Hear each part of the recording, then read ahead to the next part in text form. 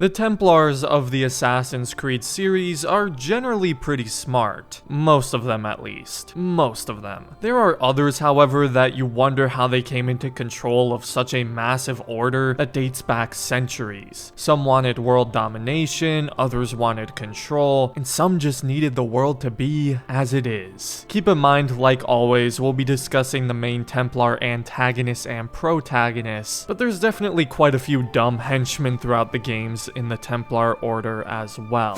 So first up is Crawford Starrick, and I already feel like he's up there with the dumbest Templars of the series. His motivations felt different from the other Templars in the series, in which he didn't really have any self-righteous or idealist goals to shape the world into a better place. No, he really is a cartoon villain who wanted power and control over London, maybe eventually the world. Who knows how these guys think? I mean, he killed one of his henchmen for interrupting him while playing the piano. First of all, poor guy, but Starrick just seems crazy. Oh yeah, and I guess he wanted to kill the queen too, cause why not? I mean seriously, this guy might just be dumber than Jacob. Need I say more?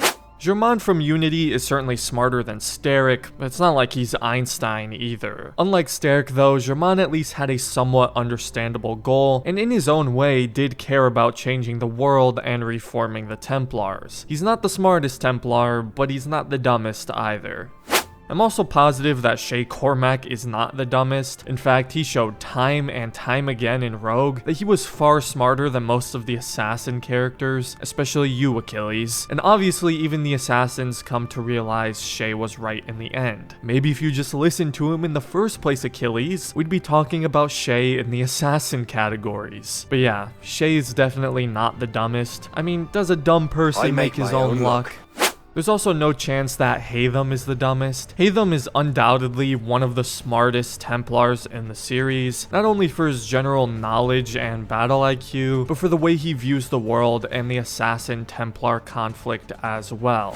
His apprentice, if you will, though, Charles Lee, unfortunately, or I guess fortunately, depending how you look at it, didn't have the same intelligence as Haytham. Charles Lee does a lot of dumb things in AC3. I've said it many times before, but he was really just a follower. Give him a little power and he'll go crazy with it. Like going into the woods and choking a little Native American kid that he just happened to stumble upon. When you really think about it, the events of AC3 may have never happened if he didn't do something this stupid. It was entirely pointless what he did to Connor, and all he accomplished there was give the kid the drive to become an assassin and hunt him down. If there's one thing Haytham said that I disagree with, is saying Charles Lee would be a good leader for the colonies. I mean, surely Charles has to be one of the worst Templar Grand Masters in their history. He gets promoted after Haytham's death, where he's Grand Master all but a few months, and in that time the only thing of significance he did was run away from Connor. This moment at the end has to be him realizing how stupid he is. Sorry, not sorry, Charles.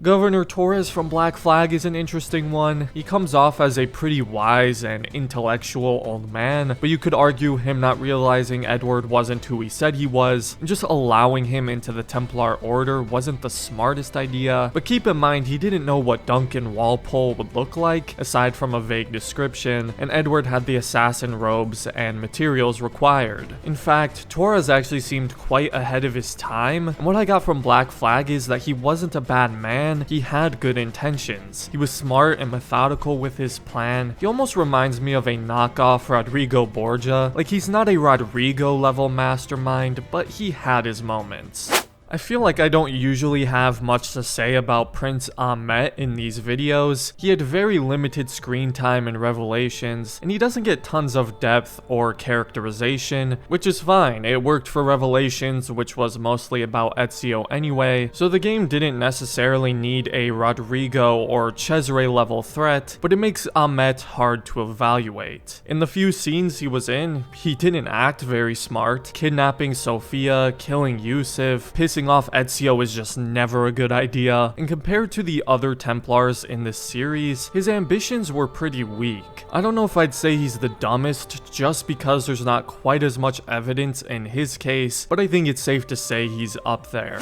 Now, Cesare. Let's be real, Cesare is pretty dumb, and that was 100% intentional. He was so greedy and power-obsessed, he wanted to control the world, and he didn't have the mind or patience to be a master manipulator or planner like his father. He was a good fighter, and he had lots of influence, being the Pope's son and all, and that's what made him a threat, not because he was intelligent. I mean, again, messing with Ezio is just always a terrible idea, and invading Monteriggioni, taking the apple, and killing Mario may be one of the stupidest things anyone in this series has done. Rodrigo obviously isn't the dumbest, I already said it, but he's a master manipulator. He became the Pope to further his agendas, and he eluded Ezio and the assassins for decades. He even realized how dumb his son was and tried to poison him. Although using an apple to poison him probably wasn't the best idea, but him dying from an apple is pretty poetic and symbolic, so we'll let that slide. Robert de Sable is another hard one to discuss. Obviously, he's quite limited in screen time, and the big twist is that he was also screwed over by Al-Mualim. It feels like he could have handled the entire situation better. Like, maybe don't wait until your death to enlighten us with the truth, Robert. I mean, he probably didn't trust the assassins, and fair enough, but it still feels like he could have done more.